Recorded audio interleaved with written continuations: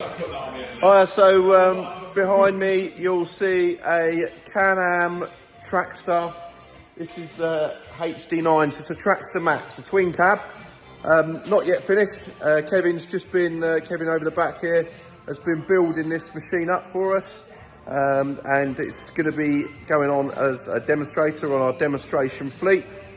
So as soon as it's finished, hopefully in a few more days, I'm going to take it out on test and talk to you about it, do a video, maybe the week after next, depending on how quickly we get this video out, because I'm off into Europe next week to the Can-Am warehouse and HQ, the European HQ, for a dealer conference. So there we go, Traxter MAX coming to you soon.